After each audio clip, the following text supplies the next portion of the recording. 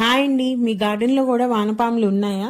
First అసలు ఈ వానపాములు రావాలంటే మన గార్డెన్కి వర్మీ కంపోస్ట్ వేసి అప్పుడప్పుడు కొంచెం బెల్లం కలిపిన వాటర్ అండి చల్లుతూ ఉంటే ఈ వానపాములు అనేవి పుడతాయి. అలానే ఇలా వానపాములు ఇంకా ఎక్కువ అవ్వాలంటే మనం అసలు కెమికల్స్ ఎరువులు అనేవి వాడకూడదు. మొత్తం ఆర్గానిక్ ఎరువులు మాత్రమే వాడాలండి. కెమికల్స్ వాడితే గనక వానపాములు చనిపోతాయి. అలానే ఇలా ఉన్న వానపాములకి ఫుడ్ కూడా కావాలి కాబట్టి నేను అప్పుడప్పుడు ఇలా కిచెన్ వేస్టేజ్ అనేది కుండీల్లో అట్లా వేసేస్తూ ఉంటాను. ఈరోజైతే ఉల్లిపాయ పొట్టు, ఎగ్ షెల్స్, నిమ్మకాయ, టీ పొడి అవన్నీ వేసేస్తున్నానండి. నేను గులాబీ మొక్కకు వేస్తున్నాను. గులాబీ మొక్కకి మనకి ఎగ్ షెల్స్ కానీ ఉల్లిపాయ పొట్టు చాలా బలం కదా. ఈ విధంగా వేయటం వల్ల వానపాములకి ఆహారం అవుతుంది. అలానే వేసిన కిచెన్ వేస్టేజ్ అనేది కంపోస్ట్గా మారి మొక్కకి బలంగా కూడా వచ్చేస్తుందండి. మనకి రెండు విధాలుగా ఉపయోగపడుతుంది. ఈ వానపాముల్ని మనము వర్మీ కంపోస్ట్ నుంచే మనం చేయవచ్చు.